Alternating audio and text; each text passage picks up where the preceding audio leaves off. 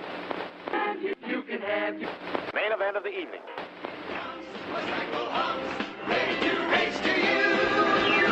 These days are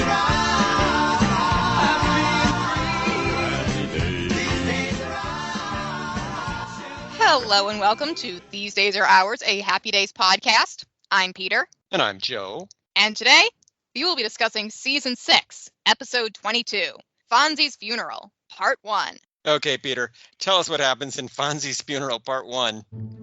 We open with Al getting a phone call from Fonzie at Arnold's, who is looking for Richie. After Fonzie long distance turns off the jukebox. That's terrific, Pots. Thanks. Al tells him Richie's not there, but he'll tell Richie to visit Fonzie as soon as Al sees him. Ralph and Potsy show up, and Chachi tries to sell them insurance for bad weather at Inspiration Point. You see, if it rains, you come here for a free evening. Ralph is wearing a deerstalker cap because they're studying Sherlock Holmes in college, and when Richie shows up, he's got a magnifying glass for Ralph. Al tells him Fonzie needs to see him at the garage, and Richie departs. Will you give this to Ralph? Sure. Or see if you can find some meat in your hamburgers. At the garage, Fonzie shows Richie his discovery, thousands of counterfeit dollar bills in a secret panel in the back of a coffin in a hearse he's repairing. After they go over their options, Richie advises Fonzie against returning the hearse with the fake money inside of it. You could be driving into a veritable den of criminals. I think you should go to the police first. Hey, look, like my grandma Nussbaum always said, you don't eat the stew until those potatoes fall apart. Whatever that means. As Fonzie is about to return the hearse, and then tell the police, Richie says not to make a mistake, but Fonzie replies that he don't make mistakes. I don't like the look of this. At the funeral, a trio of counterfeiters led by a man calling himself the Candy Man await the return of their hearse while acting extremely evil. Back at the Cunningham house, Howard and Marion leave for a bridge game. They always beat us. Yeah, well, that's because they cheat, Marion. While Richie calls Fonzie's various lady friends to check in on him. Ralph and Potsy arrive, and Richie tells them Fonzie is missing, and Richie is worried because of the counterfeit money. The trio deduce that Fonzie could be at Inspiration Point, where there's no phone, and they leave to go look. After they don't find Fonzie there, they go to Arnold's, but he isn't there either. Well, he's not at the garage, he's not at Inspiration Point. Yeah, wasn't that something? 100 girls up there just waiting for Fonzie. Pitiful sight. Since the last place Fonzie was seen was returning the hearse, the logical place to go is the funeral parlor. Little do they know that Fonzie is at the Cunningham house, safe and sound and recounting the whole story to Howard and Marion. I took $10,000, $5,000 for each fish because I knew I would need the evidence, right? He returned to the hearse, then gave the treasury men some of the counterfeit money for evidence. Joni comes home right before her curfew and asks why there's a strange man hanging outside their house. Fonzie urges everyone to be cool and goes to handle the situation. Soon, he brings the man in. Hey, look what I found, an extra large skulker. Well, if you let me go, I'll explain. And the man introduces himself as Peterson from the Treasury Department. He needs to see Fonzie about a couple of mugshots related to the mysterious Candy Man, head of the counterfeiting ring. The Candy Man? Is that plain or almond? They searched the funeral parlor but couldn't find the printing press, and with no evidence, there's nothing they can do. Fonzie wants to go search the parlor himself, but Peterson advises him against it. These men are dangerous. At the funeral parlor, Richie, Ralph, and Potsy sneak in with flashlights and look for Fonzie. Fonzie, you in here? They find a trio of coffins, sending Ralph into a panic. There's noise from outside, and the three young men decide to hide in the coffins. The Candyman's two henchmen enter, and they comment on how realistic-looking the dummies in the coffins are. Look at these, Eugene. The Candy Man must have gotten these. Yeah, they look awful. This one's all soft. They decide to throw them in the furnace. The new dummies make pretty colors when they burn. Fortunately, our heroes are saved by the arrival of the Candyman. Detroit called. Detroit called. Yes.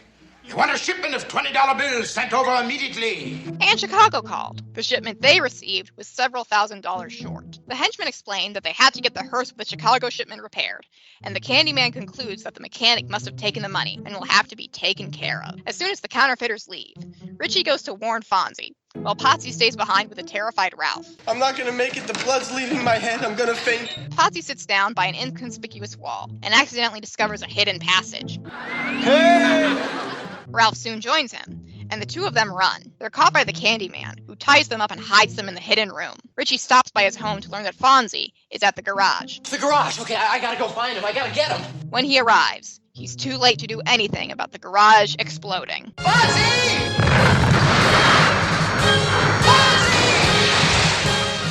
To be continued. Thank you, Peter. That was Fonzie's Funeral Part 1, which first aired back on February 20th, 1979. That night, Happy Days was followed by a new Laverne and Shirley, in which the girls have a small fire in their apartment and become infatuated with the fireman who comes to put it out. Did you see that cute fireman that's still in the bedroom? It's not often you find a waffle iron between the sheets. I just love breakfast in bed, don't you? CBS went with the 1973 movie White Lightning, with Burt Reynolds as an ex-con who makes a deal with the feds to bust up a moonshine ring. Ned Beatty co-stars in that. Burt Reynolds takes on the law of Bogan County. No sheriff is going to kill any brother of mine. I'm going to get mean, Harvey. Burt Reynolds as a booze-running, motor-gunning bolt of White Lightning on the CBS Tuesday Night Movies at 8, 7 Central and Mountain. And NBC aired the 1976 movie The Eagle Has Landed, about Germany's plot to kidnap Winston Churchill in the waning days of World War II. Donald Sutherland, Michael Caine, and Robert Duvall starred in that one. Now an international cast brings dramatically to life on the screen this epic story of Hitler's desperate attempt to change the course of history. Stunning, exciting, inspiring, a film you must not miss. The Eagle Has Landed. So, Peter, of those three choices, what are you watching? As much as I love Michael Caine, I'm going to have to go with White Lightning. I think I would actually have to go with Happy Days. Just the prospect of an episode called Fonzie's Funeral probably would have gotten my attention significantly to tune in. You wanted to see how Fonzie died? Well, I wanted to see how they would handle it, sure, and who would show up at his funeral, and yeah. Fonzie's Funeral Part 1 was directed by Jerry Paris, and it was written by Michael Lohman. Michael had previously written Smokin' Ain't Cool and Ralph vs. Potsy. As for guest stars this week, let's start with Cliff Emick as the Candyman. I'm the Candyman. Cliff is a character actor born in Cincinnati but raised in L.A. He worked very steadily in film and TV in the 70s, 80s, and 90s with a handful of credits in the new millennium. Cliff's movies include Halloween 2. I think somebody broke into the storeroom. One of you had better drive down to the sheriff's station right away. Mouse Hunt, Inspector Gadget, and Thunderbolt and Lightfoot. On TV, Cliff guested on Columbo, Knight Rider, Baywatch, Charlie's Angels, Night Court, and too many more to name.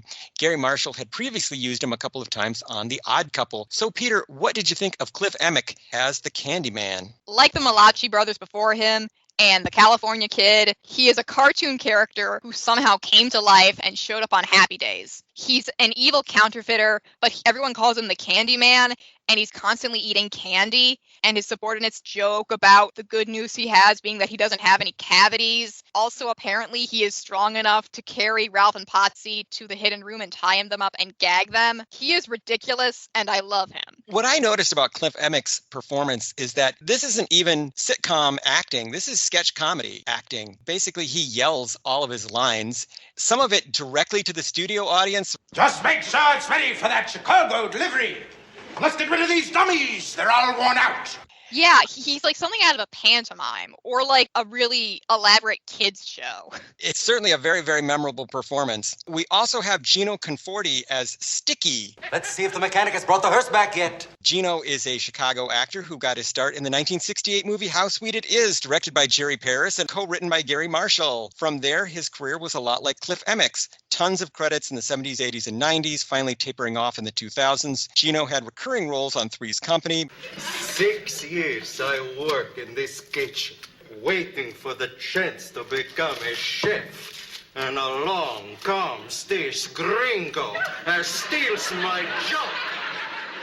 Mary Hartman, Galaxy High, and Santa Barbara, but he guested on dozens more shows, including Family Matters, Beverly Hills 90210, Get Smart, and The Jeffersons. He also popped up on Laverne and Shirley as a waiter. His films include Monsters, Inc. and Angels and Demons, directed by Ron Howard. So, Peter, what did you think of Gino Conforti as Sticky? He's very fun. He's the more chatty of the two henchmen, and he gets in a good zinger about the Candyman not having any cavities. That was fun. And again, we have to acknowledge that he is a ghoulish, cartoonish creation. If I can compare him to anything, he's obviously meant to be the Peter Lorre of this story. Utterly without scruples, completely immoral, but fascinating. With the Candyman as the Sidney Greenstreet character. An evil genius whose crimes baffled the continent for 20 years. which makes Eugene Frankenstein's monster? Yes, I suppose it does. Well, let's get to him. We have Richard Mall as Eugene. Richard is a lanky and imposing actor from Pasadena, California, who will forever be known as Bull Shannon on Night Court. May I come in, sir? Anytime, my giant friend. But he has a ridiculous number of film and TV credits from the late 70s all the way to today, including Scary Movie 2, Evolution, Jingle All the Way, and The Flintstones. I'm especially fond of the 1985 horror movie Night Train to Terror, which starts with God and Satan taking a train trip together. The earth is mine. Out of pity, I cast you down on earth. Don't push me. And just gets weirder from there. This role on Happy Days was relatively early in Richard's career, but he'd already been on Welcome Back, Kotter and The Rockford Files. Gary Marshall later used him on both Laverne and Shirley and Mork and Mindy. So, Peter, what did you think of Richard Mall as Eugene? He was the perfect counterpoint to the smaller, chattier Sticky, and I really loved his line about dummies making pretty colors when you throw them in the furnace. Yeah, the new ones make pretty colors when they burn.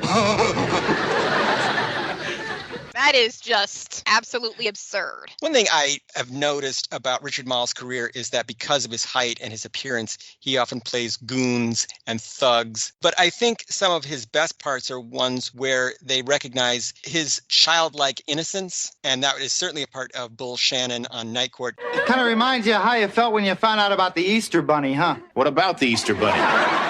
It comes out a little bit here, too, since he seems to have befriended some of the dummies in the coffins. Let's get rid of these dummies. They're all worn out. But that's Peter.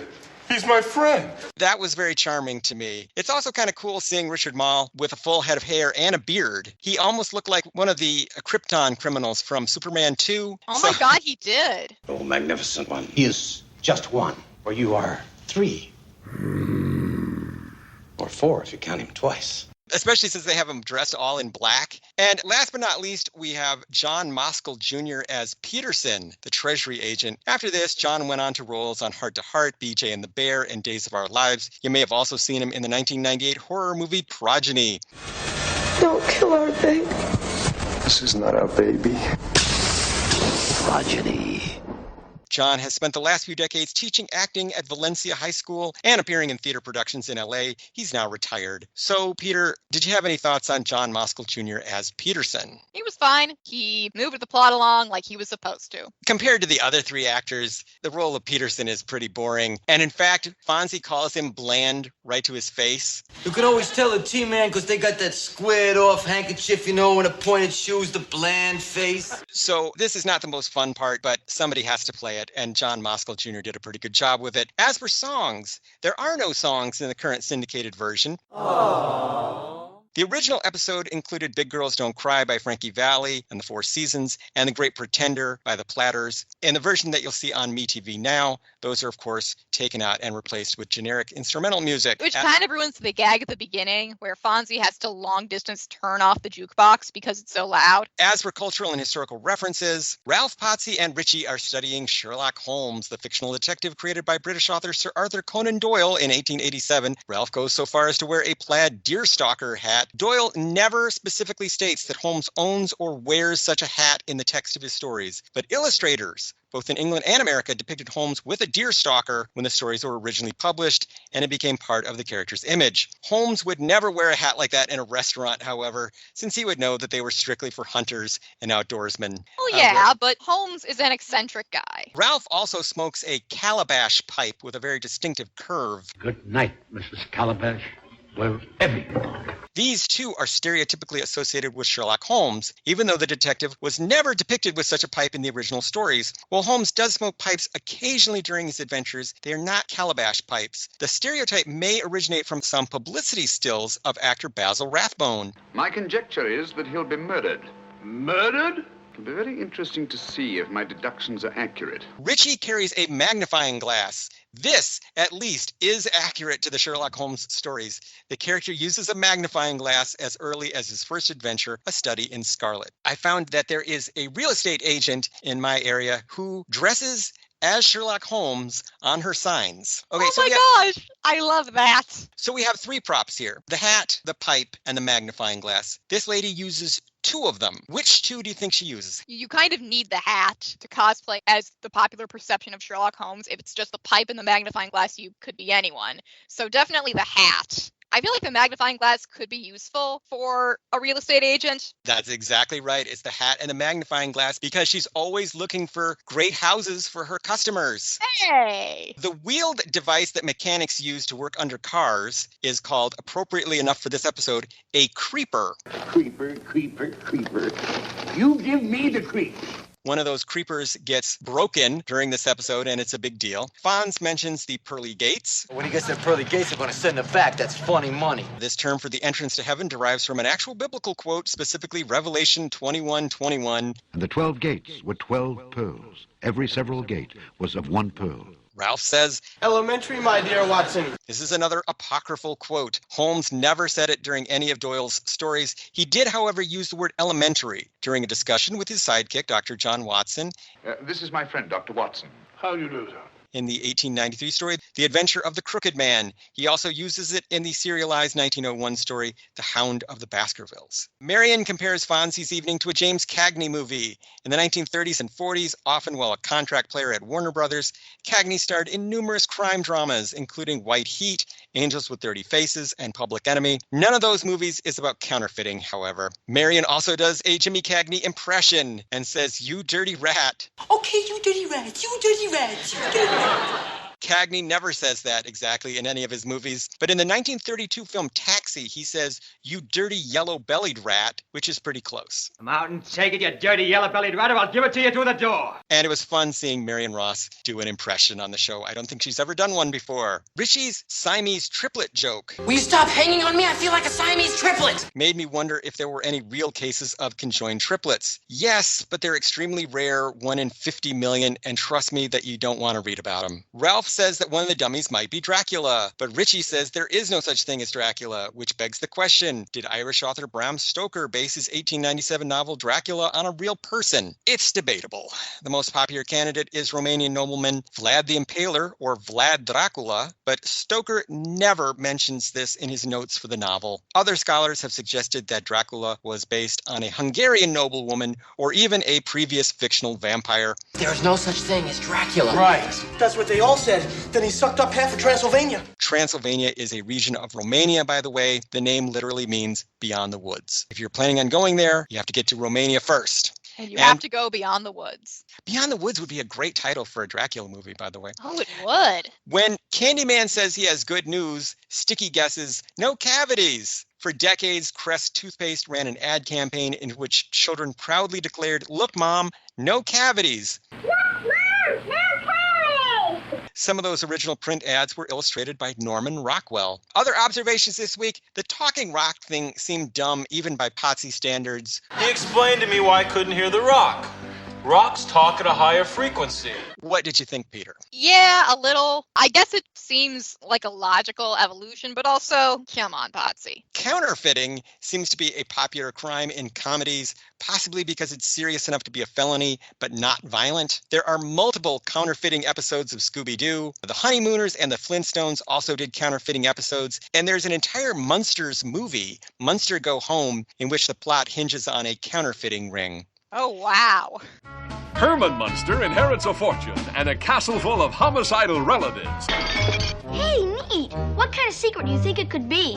I don't know, but I'll tell you this. Last night, I was looking out my window, and I saw 2 guys carrying coffins into the building. I have a lot of questions about the criminal operation in this episode. I guess the crooks are using the Heavenly Slumber Funeral Home as a front for their counterfeiting operation, but do they actually do funerals from time to time just to keep up appearances? Their funeral home looks gigantic from the outside. It is 2 stories, but they put the secret passage in the same room where they hold the funerals, which means that someone is bound to find it within a few seconds. They also use this same space as a showroom for coffins. Again, this place is gigantic, like maybe they should spread that stuff out a little. It doesn't really inspire a great deal of faith in Peterson and the other Treasury agents that they apparently weren't able to find the secret passage. And Ralph and Potsy were able to find it within a few minutes. Also, the Candyman and his goons do not even pretend to act like actual morticians. You'd think that since they're running a blatantly illegal operation behind the scenes, they'd put on some show of normalcy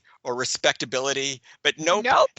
Not at all. They just act like straight up gangsters all the time. The Candyman doesn't even have a real name, and he is very bad at staging actual funerals. Richie asks the operator about Bubbles LaRue and her all-girl review. Operator, yes. Do you have a number on a Bubbles LaRue and her all-girl review? Now, to recap, the show has had a stripper named Bubbles McCall in The Skin Game and a hooker named Bubbles in The Kissing Bandit. I guess it's just a very common name used by sex workers in the Happy Days universe. There is a tradition of burlesque dancers who would hide behind giant bubbles. That's an excellent point. So, Peter, were there any outstanding Happy Days fashions in this episode? The deerstalker cap that Ralph is wearing is not brown, like deerstalker caps usually are depicted as. Instead, it's kind of white, and the plaid is kind of a bluish color. It's an interesting variation. I was also quite taken with the suits being worn by the gangsters' henchmen. They definitely look like gangsters. So, Peter, I will ask that age-old, timeless question. Was this episode any good? Yes. This episode is delightful. We have evil cartoon gangsters. We have Ralph in a Sherlock Holmes hat. We have Fonzie's garage exploding. This entire episode is basically a live-action Scooby-Doo. Scooby-Doo, where are you?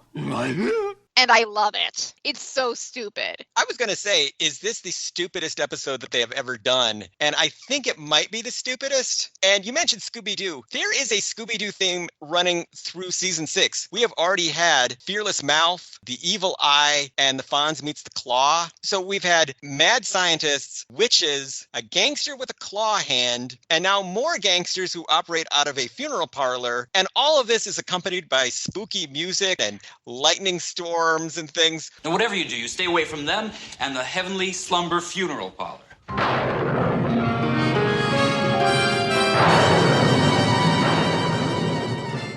And a cat that yells off screen every time the Candyman shows up. And I will have to assume it's a black cat. Of course. Why are they having all these spooky episodes of Happy Days? You want to get people watching, and people love spooky. It's like Halloween all year round on Happy Days now. It's kind of great. I didn't know what to think of this episode. The acting is so far over the top and so ridiculous. I had to wonder, after a story like this, can we go back to doing more human-sized stories? Can we scale it back? And yes, there are more small-scale stories coming up, but it is fun occasionally to have really super goofy stories like this. I wouldn't want it to be all the time, but sometimes it's nice to dip our toe in absolute ridiculousness. I would say if you are a fan of Happy Days, you absolutely have to see Fonzie's Funeral. Parts 1 and 2. Do not skip either part. Definitely watch both of these. And if you can figure out how this criminal operation actually works, please explain it to me, because I am having trouble understanding that aspect of the show. So, Peter, how can people keep up with us and find out about all the wonderful things that we are doing? Listeners can follow us on Twitter at Fonzie Podcast. They can follow me on Twitter at Peter Volfranc. That's PeterVulfranc. And they can follow me on Twitter at Joe_A_Blevins. They can find this podcast online at thesedaysaroours.libsyn.com. And they can email us with questions, comments, and concerns at thesedaysaroourspodcast@gmail.com. So, Peter, what do we have on the docket for next week? Next week, Fonzie's Funeral Part 2. That's really all I can say because, my God, we have to get to that when we get to it. I don't want to spoil a single thing, so I will just say, see you later, alligator. In a while, crocodile. Yeah, come on, baby.